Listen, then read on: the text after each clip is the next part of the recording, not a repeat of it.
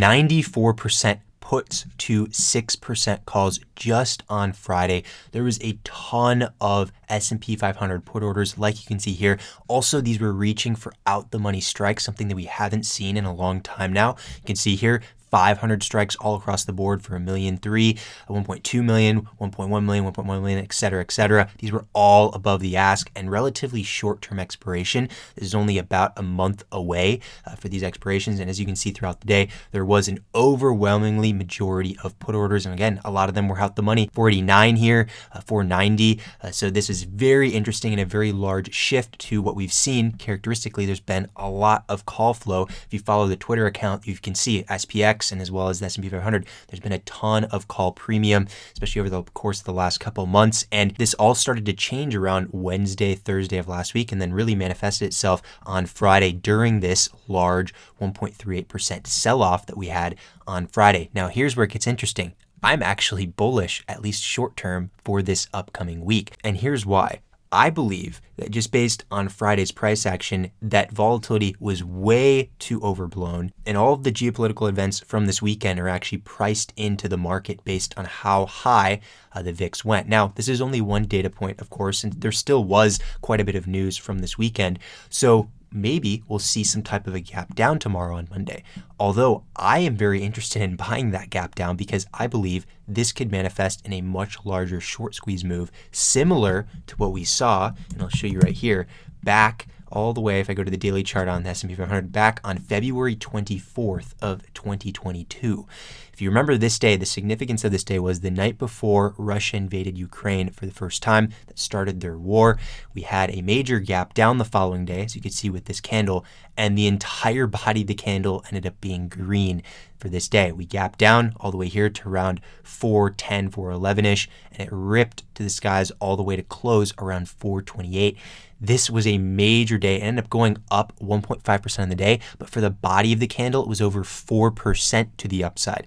Now, do I believe we'll have a candle like this tomorrow? Probably not, but we can still have something extreme in terms of it being a short squeeze that could have continuation overnight as well, kind of like we saw from over here. And also, it's important to mention, just because something happened in the past like we saw here, doesn't mean that the same thing has to happen tomorrow. But if you look at the underlying mechanism of why this occurred over here, why the first day that Russia started its war with Ukraine, why we went up on this day, a lot of it has to do with over-hedging going into that event. The market priced in the invasion, and we had that final move to the downside with that fear going into Thursday, and that was followed by a lot of upset afterwards, and a lot of shorts ended up getting squeezed out, not only for the 2 days that happened where you could see this uptrend begin, but we also had a mini pullback after, and then it ripped yet again. This ended up being a 12% short squeeze rally amid that major correction we had in 2022. So not only is the narrative similar in this case, but also hedging ahead of it, like we saw around this time period where you could see there was starting to be trouble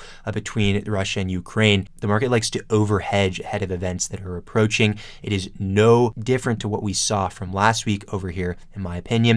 And I believe that this will manifest in some type of a squeeze. Now, as for a target for a squeeze, it's going to be very dependent on where we open tomorrow. Again, it's still possible that with that onset of fear that we had from this weekend and a lot of people seeing the news of what's happening over in the Middle East, it's possible we have some type of a gap down. That's my preferred scenario, honestly. That would provide the best risk reward. It would really get us oversold, and then it can rip to the upside. So we'll see if it gaps down. Again, that's my preferred scenario, and I'll take some type of a long position off of that. In terms of the overall duration of this, I'm probably not going to trade to the long side for longer than this week. So that's about 3 to 5 days of me trading for that long continuation to the upside, because macro-wise, I believe this will result in some type of a bearish move, but at least in the short term, I can see a squeeze occurring over here. So this is just something to be aware of for tomorrow. And I'm sure to some of you, I sound crazy for thinking that this will have short-term upside, but again, it's very similar to what we've seen in the past. And not only the example I showed you from February 24th, but also different examples where the market's over-hedged going into a specific event, kind of like we've seen with the FOMC or maybe even CPI. And there can be some type of onset fear based on data that comes out, like a bad CPI reading, and then it just rips, kind of like what we had recently with CPI, where you could see this gap down over here, and then it ripped the following day to fill this gap. We have seen a lot of these scenarios, and that results oftentimes in some type of a short squeeze to the upside. And my goal here is to catch that, at least in the short term, for a trade. And that is what I at least intend to do for this week. So I just wanted to share that with you. Now, last thing I want to mention over here, we saw another large dark pool week. We saw 3.9 billion at 518.23. This is a major sell area. So going forward, at least past this week, bulls want to see it get back above this 518.23 level because this is quite a bit of premium. Anything over 3 billion is definitely something you want to watch, and this is pretty close to 4 billion.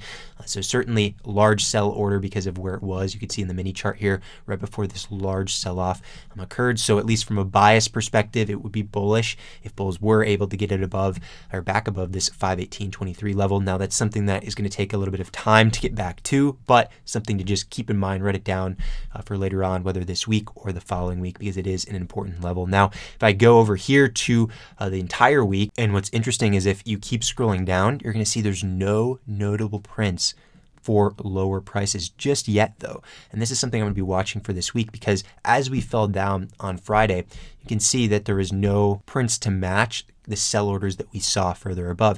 And there's actually a reason for this, and that's because signature dark bull prints have a 24-hour delay in the time that they can be identified as being executed. So we'll see on Monday as well as Tuesday of this week how much potential accumulation there is around these 510, 511, 512 levels, maybe even lower than 510 if we have that gap down that I mentioned earlier. We can start to see if there is that accumulation, and that can actually be a good gauge of potential of the move to the upside because if there's a lot more accumulation around these levels here, around this area, compared to what we saw in terms of distribution near the highs, like we saw with that $3.9 billion print over here at 518.23, if there's more accumulation, this could actually send it all the way back or even higher than that level over there. Now that's going to require, again, probably around 5 billion plus, maybe back-to-back days of something like that to show me that bulls are interested in this sell-off and want this to push a lot higher. So that's something I'm going to be watching for, but this is just something to keep in mind as well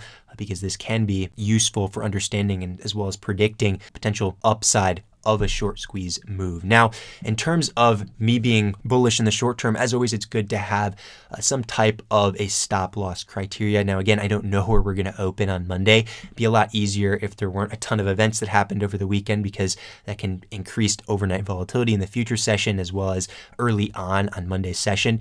But it's always important to know, even if you have a bias and you have a strong thesis behind that bias, you need to have some type of a stop criteria because the market will do as the market wants to do. Just because I have a bias and I can support that by a variety of things that I've shared in this video today as well as more, doesn't mean that I have to be right.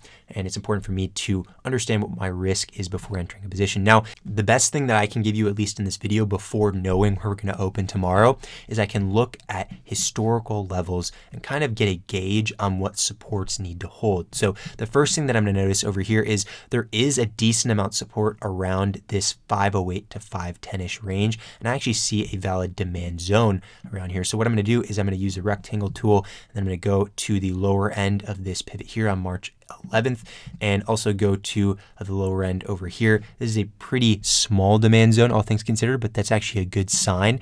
And actually what I'll do here is I'll move it up to hit this pivot because this was a large intraday bounce that it had on March 15th. So overall, I'd characterize this to be a large demand zone. And then I can look a bit lower just in case it gaps down even harder. I can see this area over here is key as well as for a demand zone. So you can see I draw the same thing just to go to the lower wick of both ranges where these intraday lows occurred as well as this intraday low before more upside. We have two valid demand zones now. And to keep it simple, I can add off of a gap down to either of these zones and then have my stop be an hourly close back below.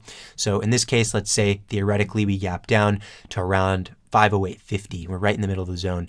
I could take a long position, preferably not within the first 50 minutes of the session because there can be a lot of volatility, especially coming off of a weekend with events. But let's say for simplicity's sake, I add around 508.50. An hourly close below this range would be my risk. Now you have more risk when you're within the first hour of the session, let's say. So you can move it down to about a 50-minute close, but your success rate, at least on the position, is going to lower with that. But also the amount of capital that you risk is also going to lower. So it's really just finding finding what works best for you. And then the same thing would apply if we had a major gap down, or maybe even wanted to go down for the first half of the session, or maybe even just go down entirely for Monday, and then the short squeeze can begin afterwards.